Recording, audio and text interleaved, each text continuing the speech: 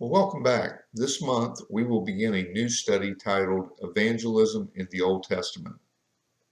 If you were to look up the definition of evangelism in the dictionary, you would find many different ideas, but generally it has to do with the spreading of the Christian gospel either by preaching or by personal witness. So there you have it, the two bookends of the idea of evangelism, what we say versus what we do. The writer of this month's lesson in the Smith and Helway's Formation series invites us to consider the idea that evangelism has been a part of God and His people from the very beginning. Today's lesson focuses on the second of the four servant songs found in the book of Isaiah. There's much that we can learn about evangelism both then and now from this text. Let's set the historical context for today's text. In 587 BC, the nation of Judah was invaded by Babylon.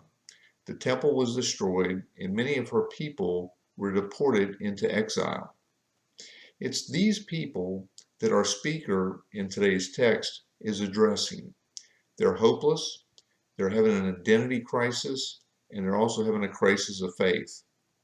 You see, they're without their land and they're without their God, or at least they feel that way. You almost get the sense that it's like a halftime speech to a team that has been thoroughly beaten in the first half and wish only that it would hurry up and be over. The speaker calls the nation of Israel to not only be restored, but to actually become the light of the world.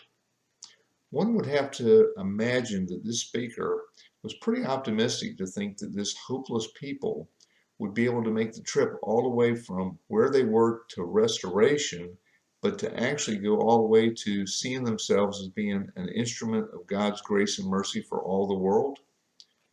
That's pretty optimistic. So let's consider what the speaker has to say about why they should be hopeful. In verse 1 we read, "The Lord called me before I was born. While I was in my mother's womb, He named me."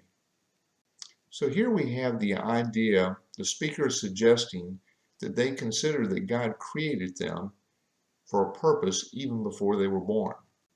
You see, as a congregation, the nation of Israel was called to be God's revelation to the entire world of His character, His mercy, and His grace. We too should consider that a part of our calling.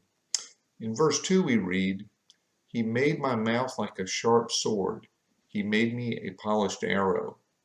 Here we have the idea that God equips us to be His people, to be His revelation to the world.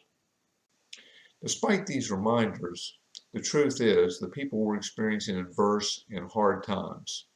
We read in verse 4, "I have labored in vain, I have spent my strength for nothing in vanity." You see, the people were suffering for bad decisions, bad choices about who they would trust. They were trusting their human leaders and they were trusting themselves. Now, the good news is adversity can be a teacher. And out of adversity, we can learn who we should trust. Continuing in verse 4, we read, "Yet surely my cause is with the Lord, and my reward with my God." The people come to understand that joining God in His work produces godly rewards. Chasing worldly rewards always leads to disappointment and an unfulfilled spirit. We read in verse 5, "My God has become my strength." Not all adversity is necessarily caused by bad choices and decisions. When we trust God in our hard times and derive our strength from Him, we begin to see and handle adversity differently. So what does the idea of adversity have to do with evangelism? Well, it is out of the adversity that we become the witnesses that God intended us to be. In verse 3 we read, "You are my servant Israel, in whom I will be glorified." As servants, we are called to glorify God. How do we do that? It's when we serve in a manner that points towards our God. We read in verse 6, "It is too light of a thing that you should be my servant, to raise up the tribes of Jacob and to restore the survivors of Israel. I will give you as a light to the nations, that my salvation may reach to the end of the earth.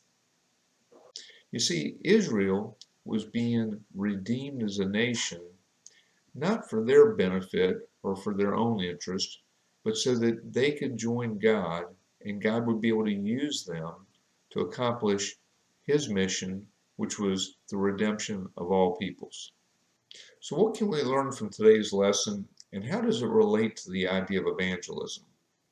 Well, first of all, we talked earlier about evangelism as the spread of the gospel message, typically either by preaching or by personal witness.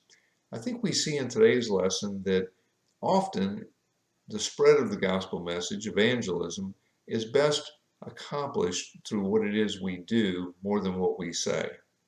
Secondly, it's often best exemplified during times of adversity. You see, when it can only be of God that something's accomplished, that's when God gets the glory. And third, evangelism is an attitude that seeks to serve others out of a sense of grace and mercy that we've received. Just like the people of Israel, when God redeemed them, He wanted them not to sit back and enjoy His redemption, but to become a light of the world for all nations. Well, I hope you will join us again next week as we continue with our study of evangelism in the Old Testament. Next week, we're going to take a look at a passage from the book of Genesis, where we're going to take a look at God's work being accomplished by those outside of the faith who participate as humble listeners and obedient followers. Well, until then, I hope you have a great week and God bless you.